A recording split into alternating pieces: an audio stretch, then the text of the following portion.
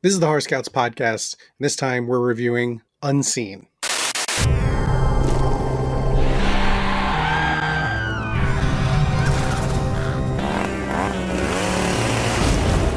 everybody, how's it going? Thanks for checking out the podcast. My name is Mike, and I am joined, as always, by Brian. Hello. And Nick. Hey. And we are your hosts and troop leaders here at Horror Scouts.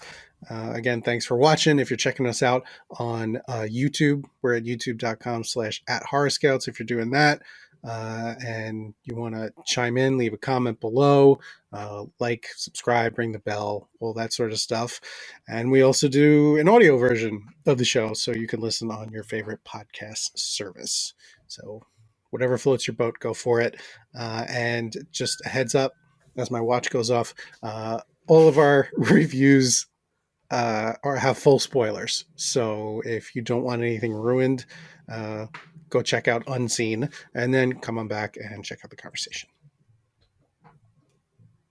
Intro done. Congratulations. We're back. It's been a little while.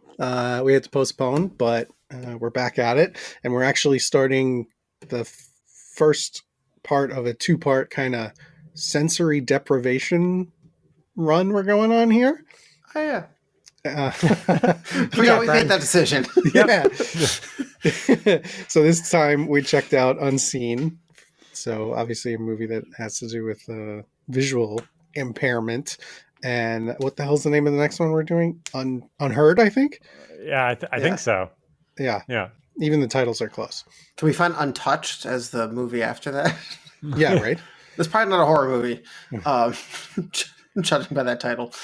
But we can go back and check out like Don't Breathe and Hush. And I haven't watched Don't Breathe 2 yet, so I've not heard good things. I'm gonna do it. Yeah, I mean, of course you are. I think I saw it. Yes. It left that much of an impression. Yeah. But for anybody out there who's not seen Hush, an older Mike Flanagan joint, go check that out. That's a good one. That was great. That was a good movie. Yes. Starring his wife, Kate Siegel. Good stuff. So yeah, I don't know. Anything going on? A whole lot, but not that pertains to this. Yeah. Yeah. Part of the horror family, at least, are one of our old school scream queens, Jamie Lee Curtis, just won an Oscar, so that's fun. Yeah. Gave a little shout out to genre film in her acceptance speech. I'm always reminded of like, oh right, who her mother was. And it's right. Like, just the freaking legacy there. It's crazy. But, not that I watched the Oscars because I was too busy watching the finale of The Last of Us. Yeah, right. Definitely. I watched it The Last of Us the next day. I didn't watch the Oscars because I didn't care to watch the show. Yeah. I caught up afterwards with who won what. Yeah. I didn't even do that. I feel like that was a thing like when we were kids and there were 3 channels, just to make it sound really old. Like everybody watched all the award shows, and now I'm like, who the fuck actually tunes in to watch that live? Who gives a shit? If you care, you can look it up afterwards. Yeah. But why sit through 3 hours of like dumb shit to be joined halfway through somebody's acceptance speech and then get it cut early because they want to go talk to somebody outside? Like, no. Well, that's part of the problem they have. Like, it was 2 hours, then it was like 4 hours. Now it's at like 3 hours, but they have like these musical performances and these like random skits in the middle. It's like, just cut the crap, make a 2-hour award show. Like, just stream it even. Don't even put on TV. Like, the ratings are going down every year, so I've read. And I can say I'm helping that. There's some interesting stuff there. I can share it on our Discord if somebody reminds me when we're done recording. It was a video about analyzing if the movies that win Best Picture are actually getting worse over time. And it looked at statistics of like box office versus critic reviews versus user reviews, etc., to show like, are they getting worse or where are they getting worse? It was actually pretty interesting and made a lot of sense. Essentially, the big studios are getting worse, and you see the indies doing better. But they give some reasoning behind that as well. So for an 8-minute video, it's quite fascinating. Yeah, I mean, A24 came away with Best Picture of the Year, so. Right, and they also put out The Whale, which got Best Actor. And was it last year, 2 years ago? I'm pretty sure they put out Moonlight, didn't they? I don't know. If not, that was still an indie that won like Right. Best Picture. So like there's A24 is crushing things. Yeah. Big time. And it was funny. I saw something, I forget how they worded it, but it was just to the effect of like, the Academy's like, oh, you have a war movie? Here's some awards. Yeah. I've heard good things about that though. The All Quiet on the Western Front. Oh yeah, I never even actually heard of it. Oh, I heard of it. I heard good things about it, but I haven't watched it yet. I was happy to see, Everything Everywhere win Best Picture just because it was weird. Like I thought it was okay. I thought it was too long, and I got a little like zoned out by the end of the movie. But I like how something that freaking weird won. Yeah, I thought it was. I watched it, I think, the week of the Oscars, ironically, but I thought it was fantastic. I did not get zoned on it. It's definitely worth seeing, but it's I fully intend on it. Yeah, I was waiting for it to be free and streaming on HBO, and that hasn't happened yet. So it's such a blend of so many different genre styles, and it has so much depth and detail to it, but yet it's easy to follow plot wise and like what the point trying to get across. I thought it was great. Yeah, that was the one that almost got me to go to the theater this year. It didn't happen, but it almost got me. Nice. Yeah. Cocaine Bear comes out on digital this weekend. I saw that. We'll have to discuss that. It's not a sensory deprivation. I mean, I know Coke does things to your senses, but maybe we can figure out watching that afterwards. It's the complete opposite. Just all your senses turned up to 11. Everything dialed up. There you go. That'd be a nice contradiction. Do that and find some other like drug-addled movie. Just Train Spotting. Just not a horror movie. Just Train Spotting. Train Spotting and Requiem for a Dream. Yeah. Well, we were thinking we suggested what was that, Spoonful of Sugar or whatever? That's got like some sort of drug thing involved, but apparently it's not that great. So anyway, all right, let's jump into our part one of our sensory deprivation string here with Unseen. Just a quick info about the film. It was written by Salvatore Cardoni, nice German name, and Brian Rawlins, and directed by, this is a good name, Yoko Okamura. Yoko Okamura, that's fun to say. That is a good name. And the cast includes Jolene Purdy as Sam, one of our main characters, gas station attendant, Midori Francis, who plays Emily, our nearly blind doctor. We've got Michael Patrick Lane as Charlie, Emily's crazy ex-boyfriend, Nicholas X. Parsons, who plays Isaac, the guy who owns the gas station, Missy Pyle, who plays Carol, a rich, entitled lunatic, and Brett Baker, who plays Carl, which is Carol's gun-toting husband. And the synopsis I found was, Sam, a gas station clerk, receives a random call from Emily, a nearly blind woman who's running from her murderous ex in the woods. Using a phone, Sam becomes Emily's only chance of survival as she guides the terrified woman through a video call. So before we get into any details, let's just do a general yay, nay, or just okay. I'm not going first this time. I'll go first. It's just okay. I was fine with this. This gets a meh. I'm teetering between okay and yay. I'm going to say yay. I would recommend people watch it. Okay, I'm leaning toward nay. Okay. Sweet. One of each. Wow. Awesome. We did it. Cool. I didn't expect to actually be the low one, but yeah, that's usually my role. Sorry. Okay, cool. Yeah. This will be fun. This will be. So, first of all, this is a similar concept, I believe, to another horror or I guess thriller film that came out like a year or two ago, where there was like some woman house sitting and she was blind, and there was like a home invasion, and she did the same thing, like called like emergency services or someone, and someone was walking her through stuff while she was holding the phone, like using the camera. Okay. But I think I remember not reading great reviews about it, hence not watching it.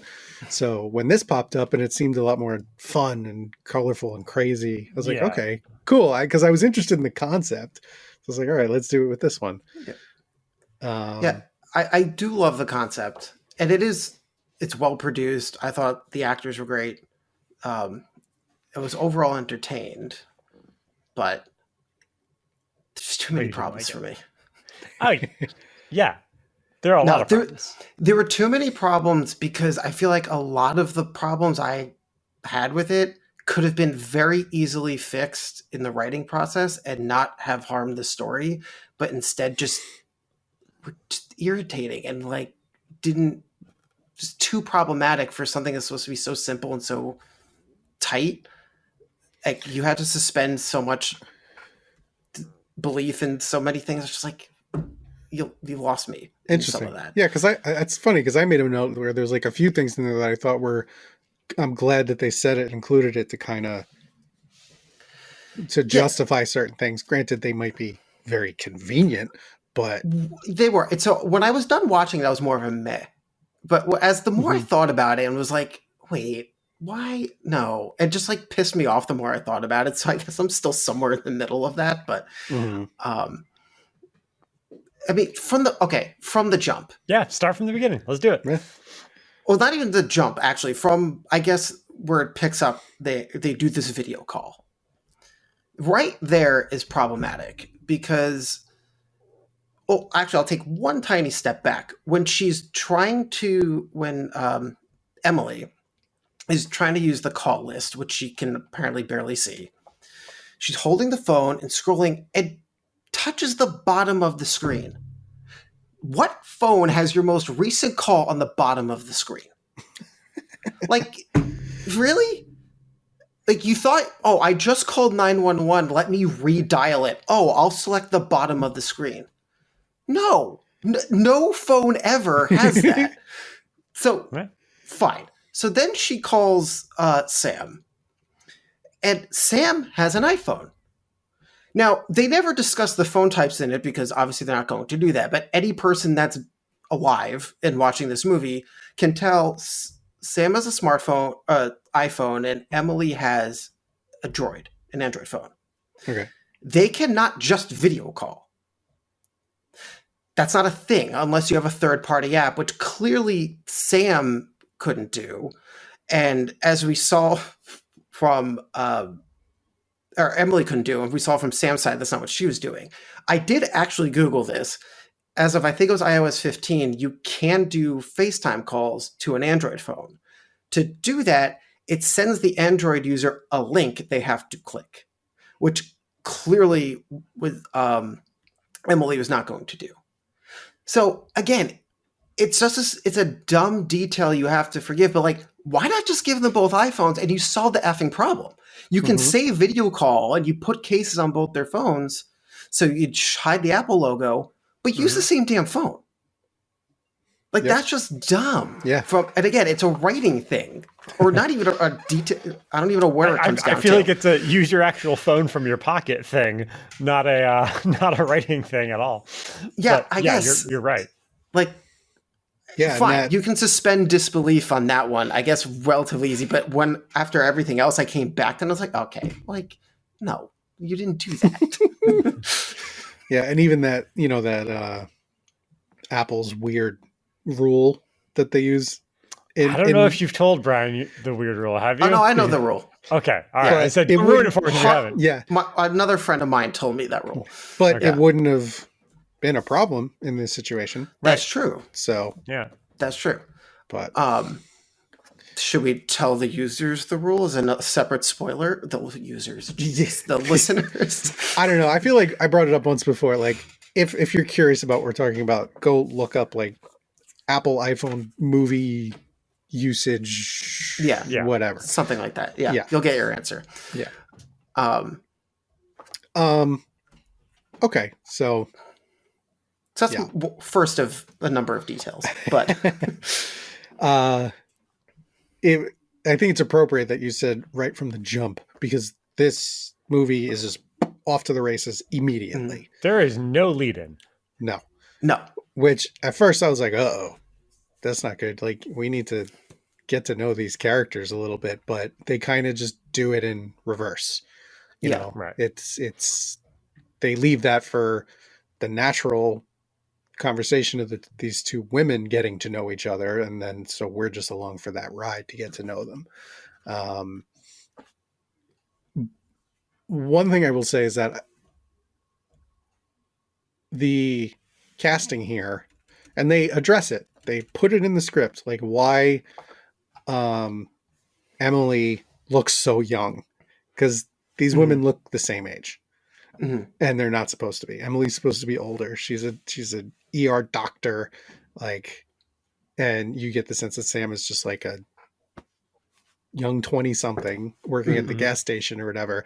And that kind of threw me off. And I was like, when they said it, I was like, wait a minute, what? Like, that's weird casting choice, I guess. Right. I don't know. But I'm glad that they brought that up. And like I was saying earlier, like little things that they made sure to talk about was like why, I don't remember why, but because we watched it a few weeks ago, but I have in my notes, like they gave a reason for why there was no location tracking working on the phone. Yeah, about that. I was happy about that. But now, I know none of us have Droid phones. But when you turn off stuff like that, I don't think it does. Would that automatically turn off Hey Google? Or your virtual assistant? I don't think so. Because I think on an iPhone, you can turn off location tracking, but you can still use Siri. Right? That means she has a modern smartphone, probably the last year or two. She has a virtual assistant on there. If you can't see the screen, tell Google to fucking do it. They never addressed how she wasn't using the assistant. Oh, that never crossed pissed my mind. me off. Yeah. Like, I was happy they mentioned the location thing. I was like, okay, and some of the other she actually turned off that in like those features, but the assistant wouldn't be able to do some things unless you turn that on. But if you said, "Hey Google, call 911," Call mom, or call call somebody that's not in friend. fucking Florida, call the X, whatever it's Charlie or whatever his name was, Charlie. So maybe she can hear the phone ring and know like where he is, like do any of that. No, they didn't acknowledge the assistant. The assistant didn't occur to me because I literally never used an assistant for anything. Me neither. Like, that's why. I use Siri a bunch. Right, you do, and you also have a very wired smart home that you talk to all the time. I don't do any of that, so it did not occur to me at all. Like, oh yeah, just talk to your phone. But if you were in an emergency situation where you couldn't reach your phone, let's say you couldn't reach your phone, or you literally couldn't touch your phone, wouldn't you have maybe thought of to be like? I would like to think I would have thought of that. Yeah. Probably. Yeah. But you also know if you, again, might work different on Google phones. On iPhones, if you hold the power button, the default is to bring that up. So she wouldn't even have to necessarily talk to it to do that. Like, and I do use that feature like to set an alarm every night. So like that one, hold the button and do the thing. There you go. So to trigger the thing. Now, again, when he was close, obviously you're not going to do that, but there were so many situations. Pump the brakes there. Yes, they would in this movie. That was the thing that bothered me the most. Yeah, Is, true. I mean, Fair enough. granted, you kind of have to give it a pass because this would be a very quiet, boring movie otherwise. Because she's wearing an earbud. And they have to have a conversation so you get to build a rapport between these two and learn about their lives and get invested in the characters because, as you said, we spend no time getting to know them before we're introduced to the situation. But if you're walking through the woods slowly, trying to outpace a dude who wants to kill you and trying to sneak away, you wouldn't have a conversation about, so why are you in Florida? Like, not happening. You are staying shut the fuck up and being as quiet as you can while somebody's giving you turn by turns in your headphone. That's it. Like, obviously that doesn't work for the context of this movie, but to Brian's point, yeah, in this movie she would say, hey, call my ex, like, you know, whatever. Right, yeah, I mean, there's certain points you can do that, but it's funny.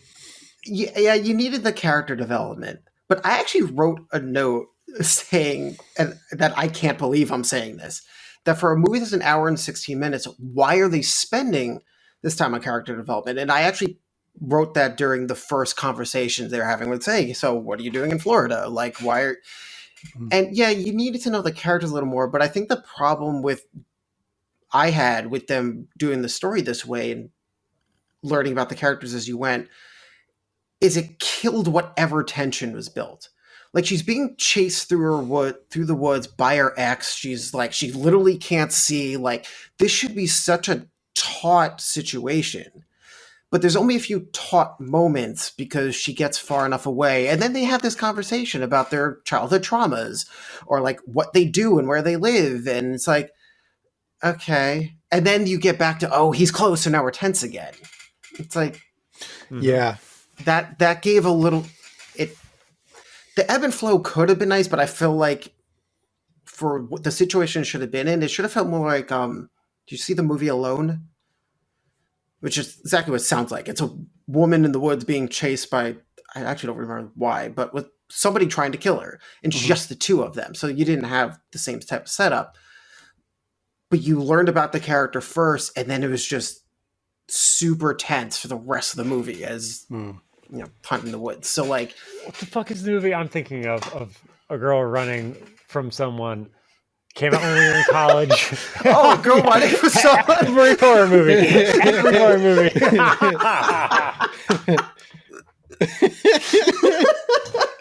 Come on, Brian. You've seen them all. Was she in her underwear? We don't have enough time for this, Nick. No. No, fuck.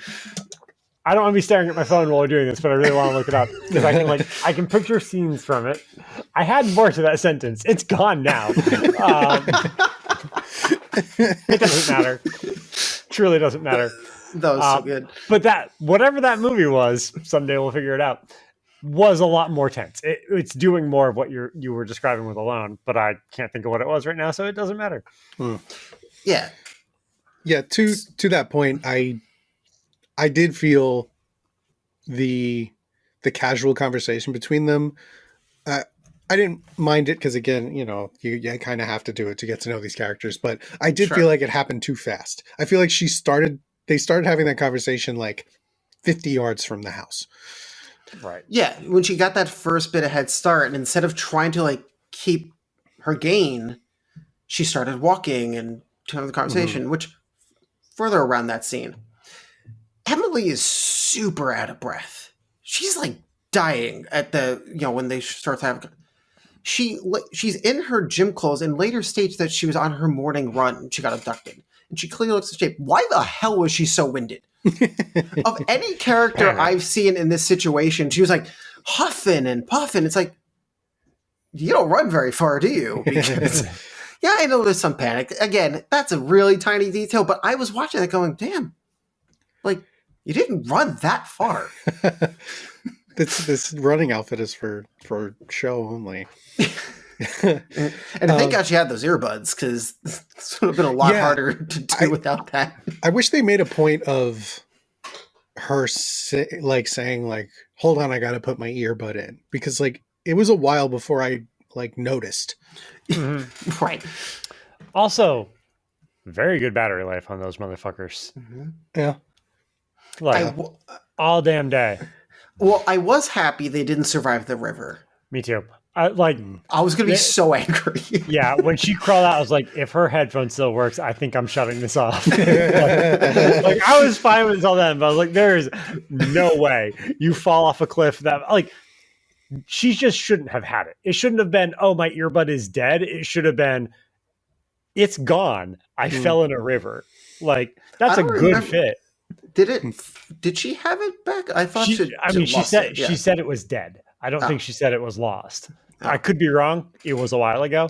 But like I'm pretty sure she explained it away as having died when she fell in the river. I'm like, it died because it got wet. Yeah. But yeah, also that. It died because it's flowing downstream. Yeah, right. So I do want to touch on like, and this whole escaping and what makes it tense in some situations is I like how she wasn't just blind. You know, she's probably legally blind without her glasses. But great quality for an ER surgeon. Yeah, right. Side note. But it gives the opportunity to do those fun like POV shots of like her. Yeah. Granted, they became inconsistent with how far she could actually see was. And the amount of detail. Yeah, she got a little better as the movie went on. But it was fun to get those, to kind of give you that little bit of sense of her panic and why she was like that. And one thing I really enjoyed was when, I think probably the first time he got close in the woods or whatever, and you know, she's like, she hunches down and she kind of like scurries over to like next to a tree or something. And the Lord of the Rings shot. Yeah. Oh yeah. The thing every movie has done since Lord of the Rings. I'm very tired of it. And she's like kind of hidden, but just the thought of like being blind and she doesn't actually know if she's hidden. Like she could be just hunched in the middle of a clearing and not know it. And he could just walk upon her. Like that's a terrifying thought, to be like, I need to hide. It's like the elephant hiding behind the tree. It's like, yeah, it's like, I hope like what I just did hid me. It sounds like it did.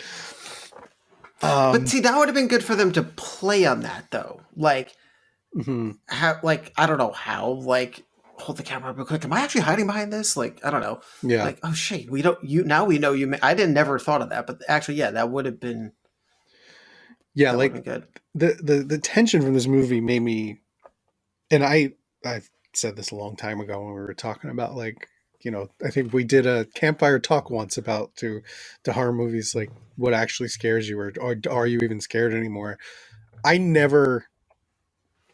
always watch something from the outside in. I never put myself in the shoes of characters. Really, it's just not what my brain does when I'm watching a movie.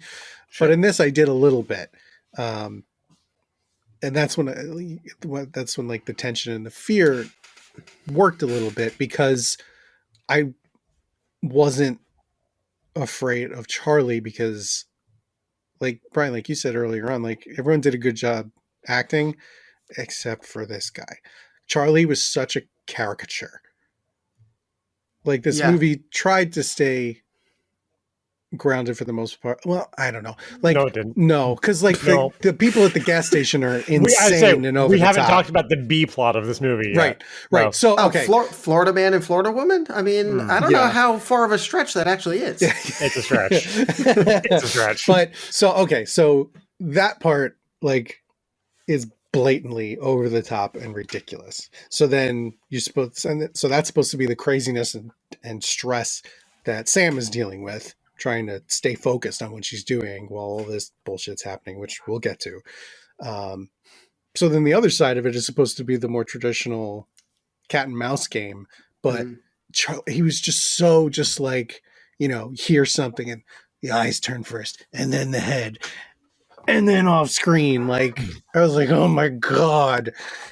Yeah. I felt like they tried to set that up in the opening sequence in the house, in the cabin.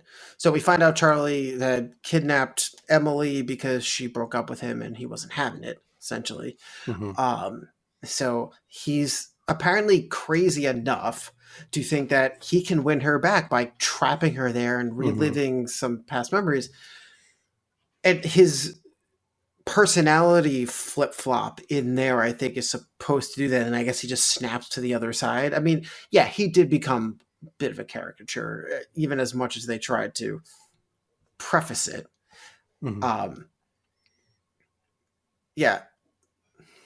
I mean, like the situation and like knowing that there are people like that, yes, is scary. And like I was watching this with Paula, and she was just like seething when like the opening scene when he was like treating her like shit and gaslighting her and all this stuff. And it's like, yeah, this fucking sucks. But when he just like thought he was Jason Voorhees when he was out in the woods, it's a little too much for me. Yeah. He's Jason Voorhees who needs the assistance of a gun. That bothered me. like the big menacing scary bad guy is supposed to be Michael Myers. He's supposed to be Jason. He's supposed to be this like looming impending figure who always catches you somehow. This dude is hella not that.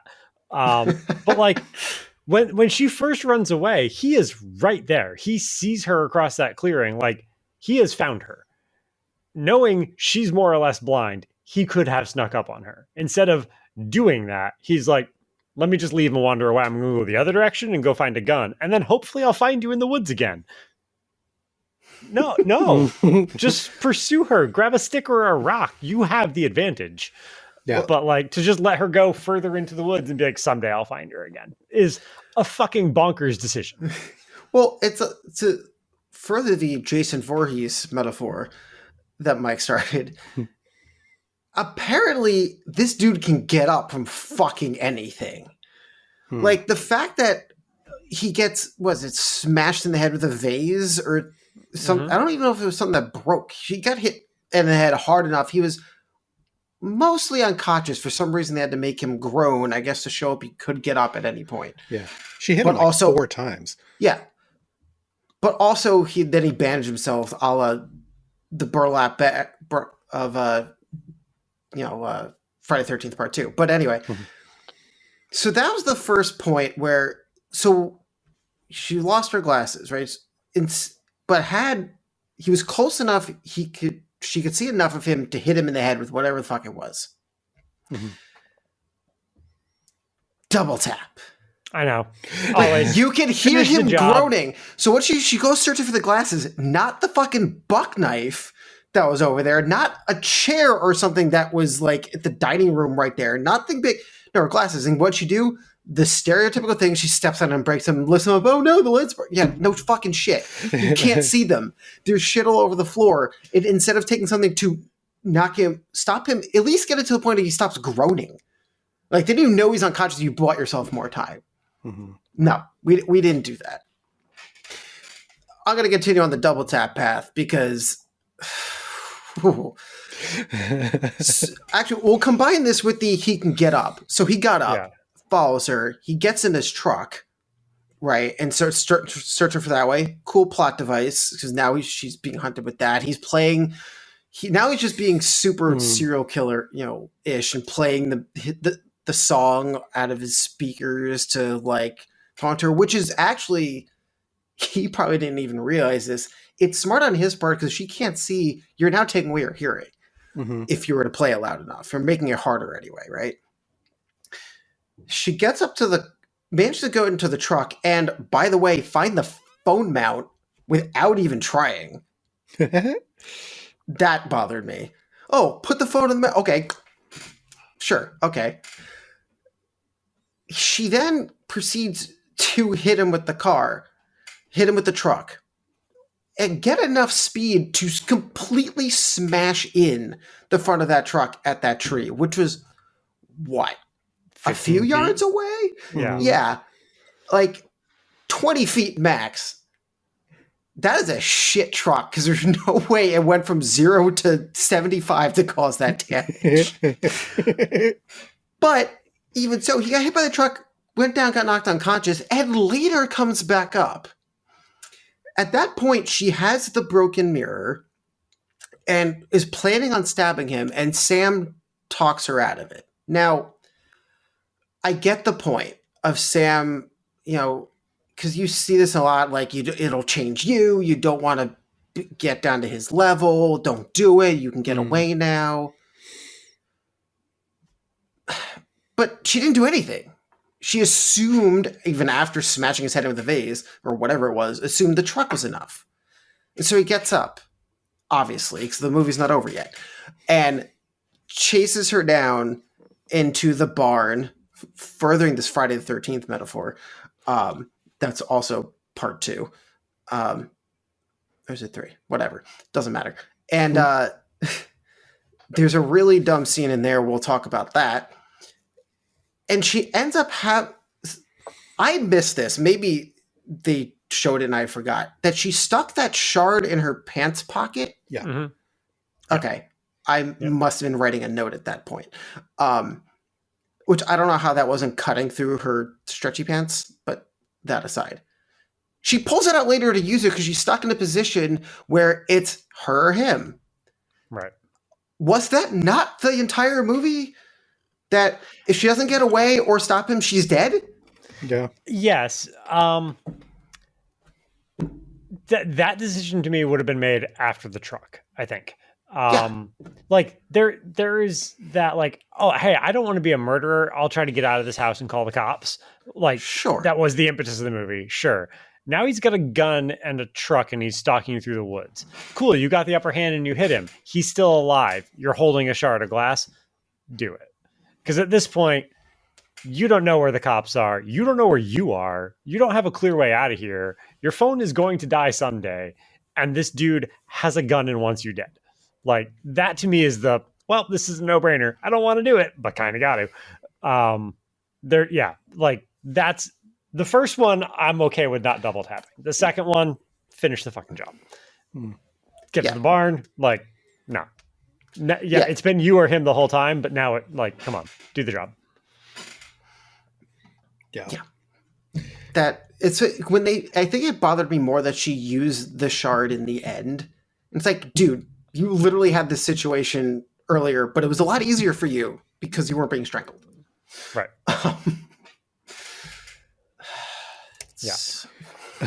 All right. So let's switch gears and go to Florida. Yep.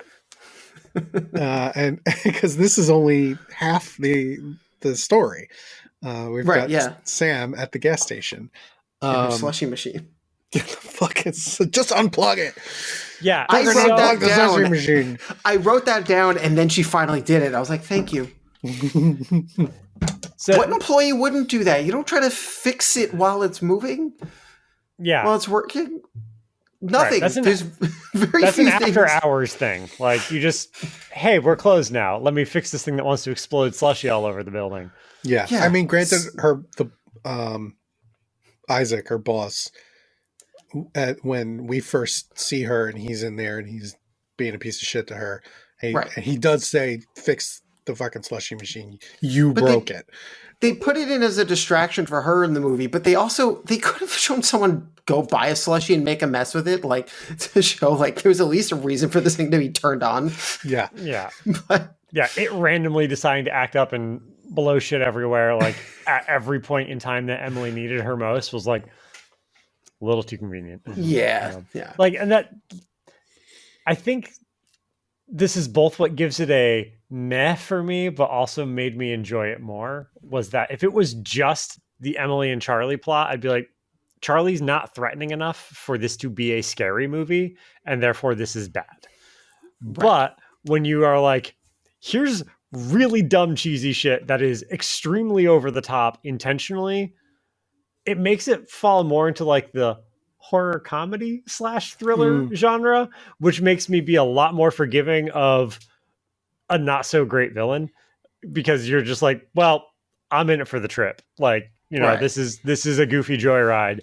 And this whole Sam side plot thing with, the crazy Florida man and Florida woman and the caricature of a boss and like all of that transpires. And then the overly convenient slushy machine and, writing down Emily's phone number because her phone is magically dying because she broke a plug in it somehow, and then losing it and having to go back out for it at like really high intense moments. It's so over the top cheesy that it makes the Emily Charlie thing better, more forgivable, brings it to a level where you're like, it's all dumb. Whatever that is, it made it more watchable for me than if either of these were their own thing.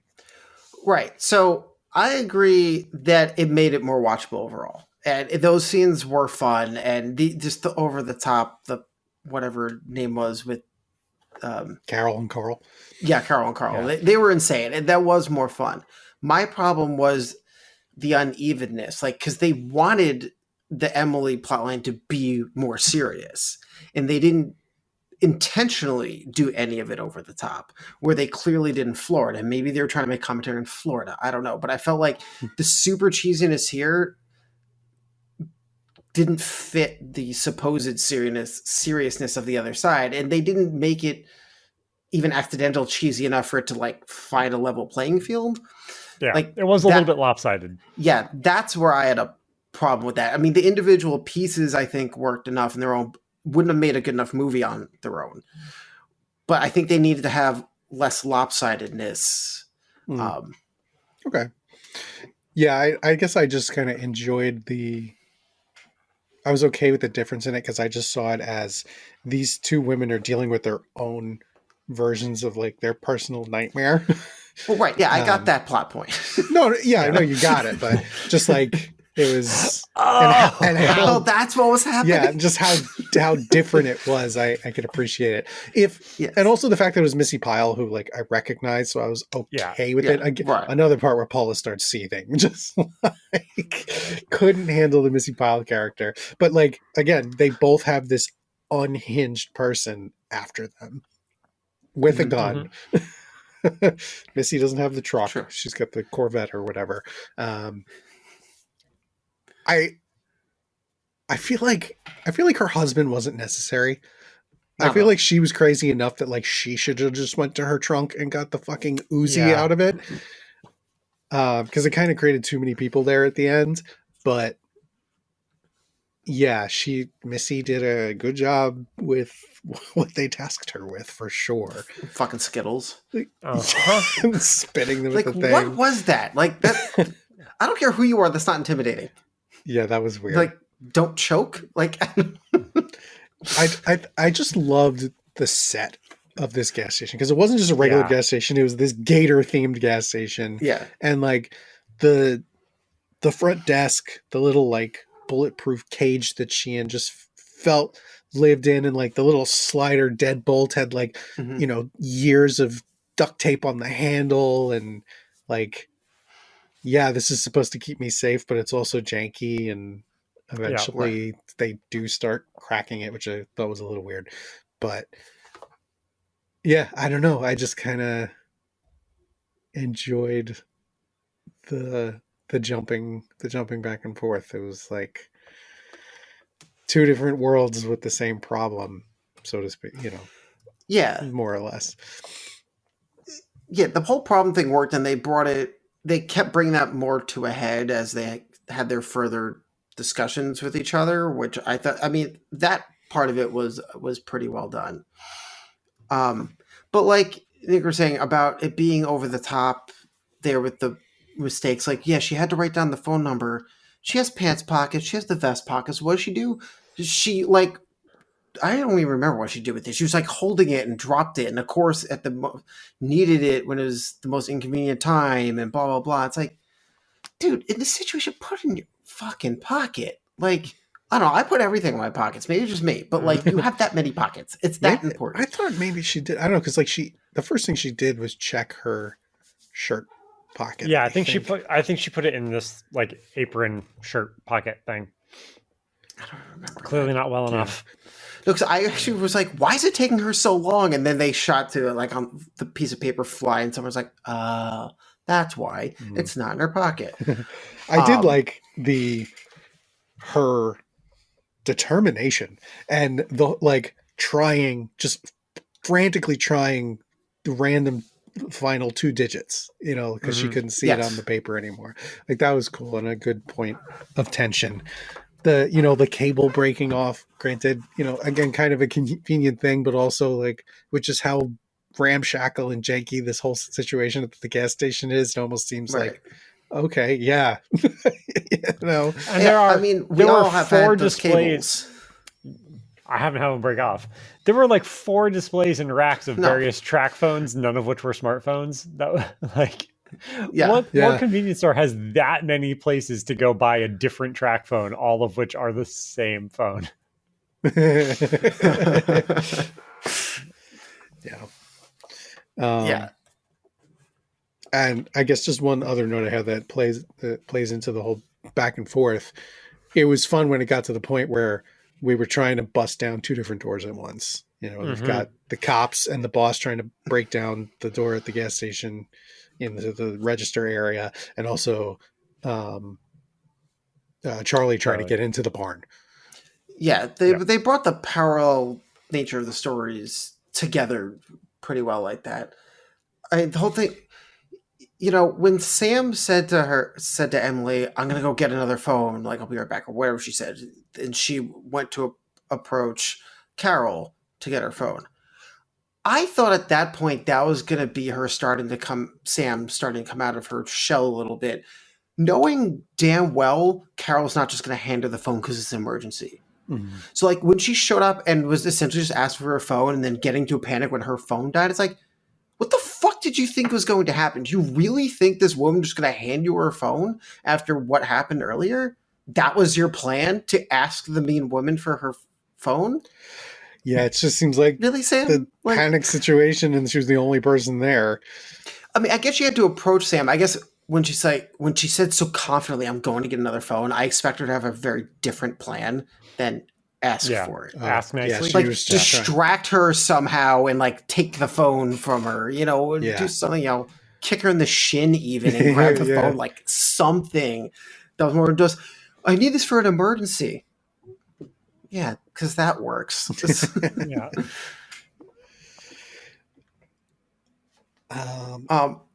Yeah. I did also like, Sam going to the point of like searching, how to find a river, or no, she actually asked the hunter dude that came and was looking at the hot dogs. Right.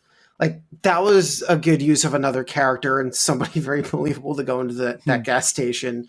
That was smart. And that was a great line. She was like, "What would you do if you got lost in the woods?" I wouldn't. I wouldn't. Yeah, that's an exact conversation that would have happened. Like, okay, but if you did, but I wouldn't. Okay, but let's try again.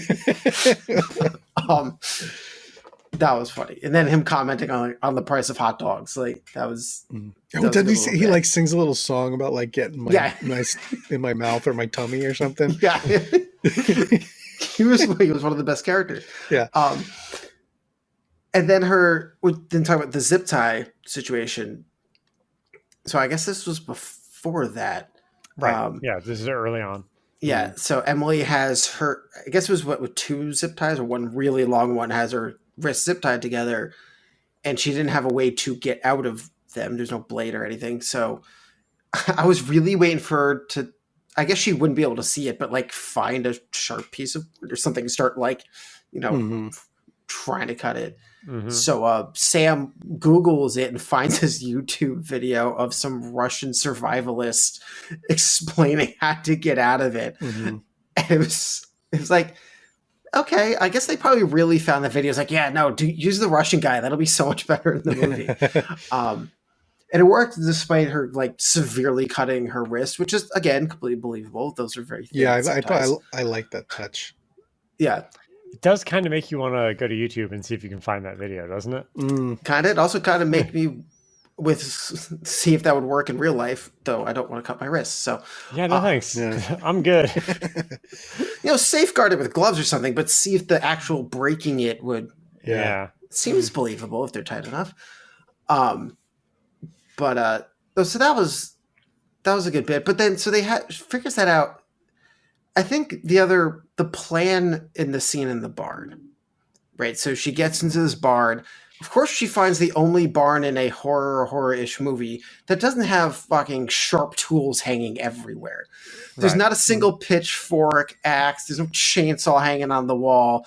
There is not a goddamn thing in this barn, except a pump canister spray, a pump thing for spraying some chemical, I guess it was supposed to like be. pesticide or... Yeah. They didn't really show you what it was, but it was something in a big spray container. So you're like, Sam's like, oh, I have this plan. I was like, oh, it's going to be epic finale. That's, again, this is my own fault, I guess, when I'm expecting epic finale. Did you not watch the first hour and a half of this movie? Well, that's the thing. I was expecting something a little more redeeming, like to finish. Like, I know Emily's going to get out of this. Right. So I expected a really nice finish to Charlie in the farm. Charlie's farm. So, no, the plan was we're going to lure him up to the loft because we're going to put your sweatshirt over a bale of hay and he's going to see it and go creeping up and try to shoot you. And after he shoots and then continues to walk over, he's going to pick it up. And at that point, you spray him with whatever this is and push him over the banister. That's it. That's your plan. And essentially it was get him. Like fucking Ghostbusters. Like, that was your plan? I mean, because that's the same thing as the other times you hit him. What is stopping him from getting back up from falling off that banister? The chemicals. Which did nothing because she still almost choked her to death. Yet in her fading out, she heard through her phone that she still had the shard in her glass and all of a sudden got adrenaline Hulk strength and managed to pull out the glass and stab him. Mm-hmm. Oh, hey, that worked. Yeah. And there wasn't a slow motion fall to the ground as there should have been, showing the shard like sticking out of his neck or something like that. But no, that managed to work. But like at the very least, spray him and bum rush him, or bum rush him and spray at the same time. Give him a little force. You're thinking, and like push him over. Like, yeah, that should have been part one. Like you spray him in the face with this chemical, and that should blind him. And now you have the blind on blind fight. Right. Yes, that's even better than what I was going to suggest. But that would have been great. Blind him so you have that. Level the playing field. That would have been really good. That would have been very smart. Yeah. Just add an extra 5 minutes. Yeah. When I saw her with the chemical thing, I'm like, oh, they're going to light him on fire and push him off. No, that didn't happen either. Like, there is part of me that appreciates how janky the plan was, though. Because, like, they clearly have not really set themselves up throughout this far in the movie of being, like, particularly competent at what they're doing. So if they came up with, like, you know, this amazing, elaborate Rube Goldberg machine to, like... kill this dude at the end of the movie, I've been like, where was this the whole time? You guys have not been very effective. All of your decisions have been bad, and one of you can't see. It would have like, and also he's at the door. You've got tops 45 seconds. First plan, first plan, best plan, go with it. And if the first plan is put my sweatshirt up there and then tackle him off the edge, it's like, well, that's what we got. It's what we got time for. You got a chemical, maybe blind them too. Like, there is a certain reality to that makes more sense than, the ending that we all would have liked to have seen. Sure. The ending that we got feels more realistic to me. And I can get that. I can appreciate that. And maybe I am being a little unfair because you're right. It is a little more realistic. At the same time, like, and again, nothing else has been, so why start now? Again, I know we've all seen a lot of movies. It's also easier watching as the third party. I do try to get that, but like, he has a rifle that is not good at super close range, and he has to. I'm pretty sure that wasn't a. Was that? I think it was a semi-automatic. So fine. But you're not far from him on that balcony. Like, you've got maybe a few feet between you. As he's perpendicular to you and holding on and then shoots while he's between shots, that's when you bum rush him. You don't wait till he's holding it and calm and collected and now further away from you. Like Right. now you're the more time you're waiting, you're in the upper hand. Like it's something like that. Yeah. Mhm. Like the Yeah. ending, I guess from a writing standpoint, I wanted something a little more satisfactory. However, that is a very good point, Nick. It is a bit more realistic. If there's really nothing in this one barn in the world that has nothing in it, besides the chemical spray. Right. Yeah. And I'm like, if I'm remembering the scene correctly, also, it's like she was waiting for Sam's cue to like go. Because like we're waiting for Sam to clock him. So Right. you gotta wait for him to I guess that was part of the hesitation, like wait for him to get to the right spot. Yeah. But yeah, I would have loved to seen that. The Blind blind Yeah, versus the the blind versus blind. blind would have been great. And then also, you should be a screenwriter, Mike. hey, thanks. I think there should be We a could do a job. movie. There should be a job called like the script devil's advocate or something. Yeah. And just like every time, and it's like, nope, doesn't make sense. Fix it. Nope, doesn't make sense. Fix it. I mean, isn't that what the editor's supposed to do? I mean, like a script supervisor there- might, or like okay, a writing yeah, script partner. super- But by right. the time it gets to editing, the movie's been filmed. or director. Like, you're just stuck right. with it. So, yeah, a script supervisor, the director. Mm, You know. Yeah, in the book world, an editor. Yeah. yeah. Right. Sorry, that was the wrong. All right, wrong- new plan. We start a Patreon. There's one tier and one tier only. We have to set a dollar value on it that I don't know what would be. And the three of us write a horror movie. It's never going to get made. Like, Yeah. we don't have the budget to make that happen, but we could write a movie and try to fix all of our own stupid fucking problems that we have with them. There was literally a Family Guy episode about this, where the guys were watching a trailer for. I don't know. They went to see a horror movie. I think it was a sequel. It was like, the Devil's Priest or something. It was like a killer priest, the priest, like a pastorator. I don't know. It was a gag on Terminator. I Okay. forgot the name of it. But they all leave and say, we can write a better one. It's like, why don't we do that? So they go to a haunted place and try writing it, and they realize it's a bit harder than they thought. And then shit comes together, and they make a movie that's just fucking panned and terrible. Mm-hmm. That said, this is the real world, not Family Guy. I'd be like to try and put the effort in. Yeah, but only if we get paid for it. Yeah. And we won't Yeah. put a date on it because it's like, no, we're not done until we we cover every loophole and Right. yeah. Yep. Well, has right, to be bulletproof. Just like with an album, the same thing with a movie. You have a lifetime to write your first album, Yep. Mhm. but you only get a couple years to write your follow up. Yep. Yep. Yeah. All right. Well, Sponsored by WD-40, so there's no creaking in the house. That's going in the movie. It takes place at a WD-40 factory, Brian. Like, you don't even have to have a spawn con that way. all right. Well, we're That's funny. like coming up on an hour. So is there any other big things we want to say about this one, or did we cover it? No, the only other thing I thought of was the movie I was thinking before with a girl running from a person is High Tension. Oh, yeah. I like that one. I know you did not like that one. I didn't, but it was more tense, which was my point. Yes. So, It better be with a title like that. right? Well, see that we don't have to get into reviewing that, but that was part of the problem I had with that movie was I felt like the name led you astray because it was not as tense as it should have been. But it was still more tense than this. Yeah. All right. So Oh, sorry. No, Yeah. I did have one more comment. go for it. I mean, besides the convenience of the Florida cops not mentioning the fact that everybody else was there with high-powered weapons Yeah. that probably shouldn't have been. And then, of course, conveniently, the 911 in Michigan shows up at the very end. They finally tracked her phone, of course. Mhm. But the movie actually ends with, a fast forward of them becoming friends, and Mhm. She's gonna turn her life around and go back to school, and there's a little montage during the credits of her meeting Emily, which is really sweet. That was fine. But right before you hit that, and it calls back to an earlier scene. There's Sam sitting in the car looking at the phone number, the card she had written the phone number down. Oh, right. And it had with Emily's phone number on it. Because in the opening scene where we meet Sam, she's on the phone and no one's picking up, and you don't know who she's calling.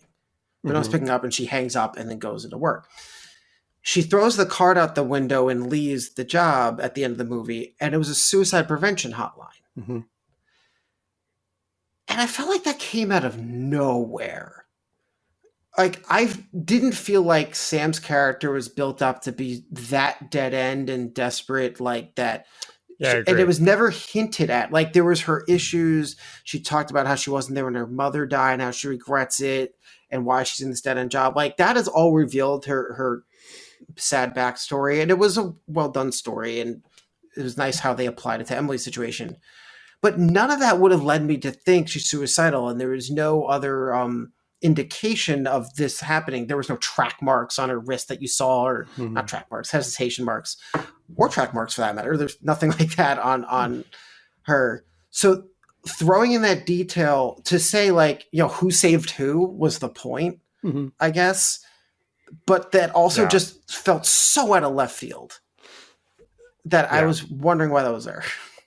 Yeah, I guess because if you saw, well, I don't know, like if you saw those signs ahead of time, with that last moment and that realization, what was on the other side of the card meant as much, I guess they only it didn't did mean anything to me is my point. Like, I was like, really? Right. Why did we do that? Like, I got the point of, again, the who saves who and that, like, whatnot, but like, it just didn't seem to fit the character. And again, maybe I'm sure I've never met someone in that situation. They might act normal and go to work and you wouldn't know. Right. But like, as a viewer, it just seemed strange. Like, usually they give something a little to indicate that, to lead you to that point. Right. Yeah. I would venture to guess that the filmmakers were probably leaning on that fact of, like, you don't know what people are going through, and you really don't know, so here's and the surprise. Again, there's a realism to that, but I don't know, it felt weird to me because I didn't have that felt shock. Very afterthought. It felt like a very last minute detail to be like, oh, who saved who, how do we rein that in? Got it. Like, that card she had. Yeah, that felt very like afterthought, but yeah, I agree. Interesting choice. Yeah. Good point, though. Good point. Yeah. That is my last point. I swear. All right, so let's move on to handing out some merit badges. If you're new around here, we hand out merit badges for things we thought a film did well, instead of handing out scores or stars or anything, tomatoes or anything like that. So handing out tomatoes. So, what if any badges do we want to give Unseen? We didn't talk about this, but I think the editing was good.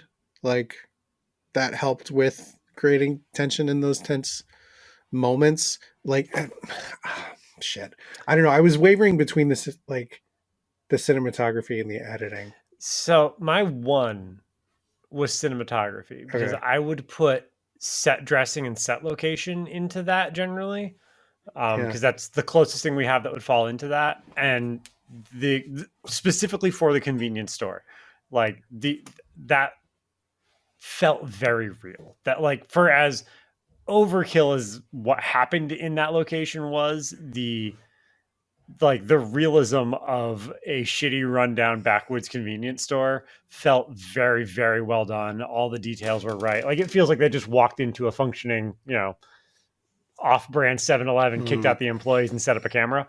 And I liked that. Yeah, I'll give that. And actually, side note, Mike, maybe we should have a badge for setting, location, something like that, because that is a good point. That it actually kind of became a character in the movie, between some of the stuff in there, but even like that her booth, like, that was a very important part to Sam's role. So on that premise, I'll go with it. The way they shot those tense scenes in that location was right. It was claustrophobic. And like, I'm thinking about specifically during like the slushy machine breaking down, and like the weird angle from like almost behind the machine, and she's like pounding on it, and when the phone breaks, or her trying to panic pick the last two numbers and stuff, and Yeah. or just the shot of like fucking Carol like coming through the door with her gun, and Yeah, it had they had some weird forced perspective push-pull stuff in there that felt almost like the weird dream sequences of Bill and Ted's Bogus Journey, where things are just like moving in and out and push and pull, like when Carol's walking in, or like almost like a fisheye effect on parts of the store to like really get more of it brought into it. I don't know, they use that location really, really well. So I had my one was cinematography for specifically that location. Yeah, all right, I'll lean that direction with. I'll allow it. Yeah, that is the only one I had. Yep, that's all I got.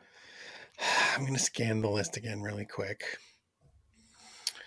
Reminder, if you're part of our Discord, you can go into the podcast episode channel, and if you've seen the movie, let us know what badges you would give and use our custom emojis. Hell yeah. That's fun. I guess that might be it.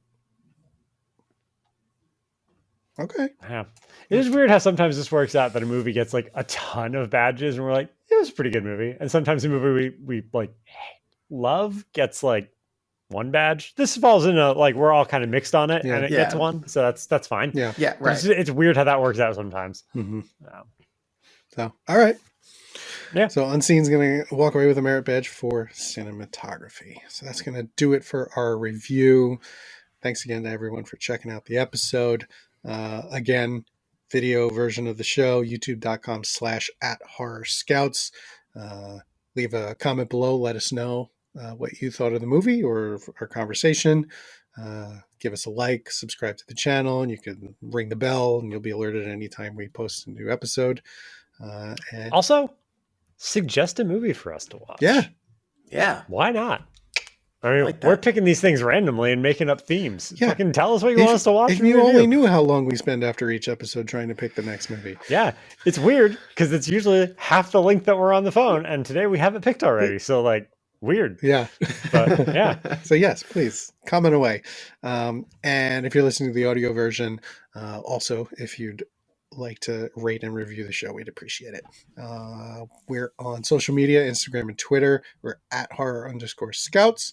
Fun little thing on the Instagram over there. The first day of every month, I put out a little slideshow thing of all the releases that are coming out that month, a little helpful calendar. So be on the lookout for that coming out for April.